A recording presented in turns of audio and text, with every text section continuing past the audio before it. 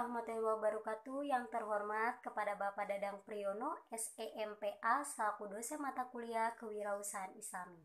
Perkenalkan, nama saya Nur Khalifah, saya dari Program Studi Manajemen Sumber Daya Manusia Universitas Muhammadiyah Cirebon.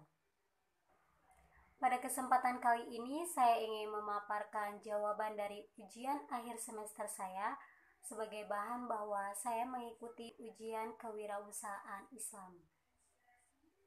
Sebelum mulai videonya, jangan lupa untuk tekan tombol di bawah ini. Langsung saja pertanyaan pertama akan saya bacakan. Jadi, jelaskan mengenai kondisi negara Indonesia yang akan menikmati bonus demografi namun terbentur situasi COVID-19 dan apa solusinya dalam mengatasi lapangan pekerjaan bagi para pekerja produktif.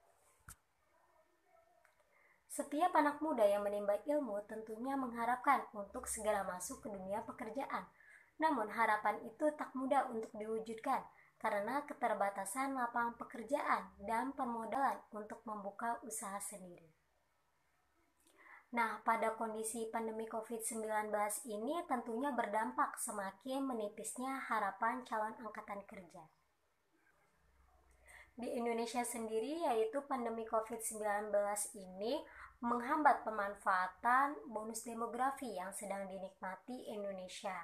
Hasil sensus penduduk 2020 itu mencatat jadi 70,72% dari 270, juta penduduk negeri ini berada dalam usia produktif, yaitu antara usia 15 tahun sampai 64 tahun.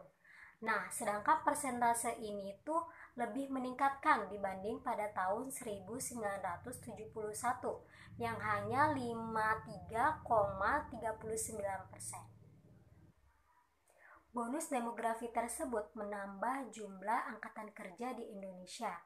Pada Agustus 2020, jumlah angkatan kerja naik yaitu 1,74% secara tahun year on year.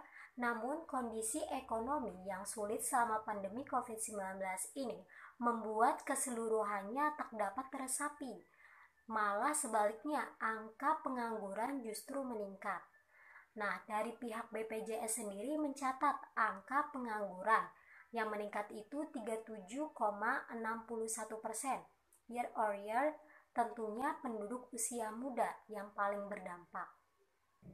Rasionya 28,2% dari total pengangguran yaitu berusia 20-24 tahun. Sedangkan 16,6% usianya yaitu 15-19 tahun. Dan 16,2% usianya yaitu 25-29 tahun. Banyaknya angka pengangguran dikarenakan banyaknya perusahaan di dalam negeri mengurangi pegawai selama pandemi. Dari hasil survei BPJS menunjukkan sebanyak 11,63% perusahaan melakukan jumlah karyawan yang bekerja. Selain itu, ganjalan terhadap pemanfaatan bonus demografi adalah pandemi membuat kualitas angkatan kerja terancam menurun. Mereka yang menderita COVID-19 yang berpeluang long COVID-19, sebuah sindrom yang menyebabkan menyintas tak bisa pulih sepenuhnya. Nah, ternyata pandemi juga membuat kualitas anak terganggu loh, padahal mereka itu adalah bagian dari stok bonus demografi. Kenapa ya? Karena seluruh problematika pembelajaran pada anak di masa pandemi tersebut berpotensi mengalami kualitas kognitif mereka, bahkan berpotensi mengurangi peluang mereka meneruskan pendidikan ke jenjang yang lebih tinggi. Tanpa pendidikan lebih tinggi, mereka berpeluang hanya sebagai buruh murah. Sedangkan solusinya dalam mengatasi lapangan kerja bagi para pekerja produktif, yaitu dengan cara memperbaiki kualitas pendidikannya, kesehatannya, dan memberi saran United Nations Population Fund karena penyerapan tenaga kerja produktif terganggu akibat goncangan pandemi COVID-19 dan kendala pendidikan anak selama pandemi juga berpotensi menurunkan kualitas penduduk usia produktif. Mungkin sekian video dari saya.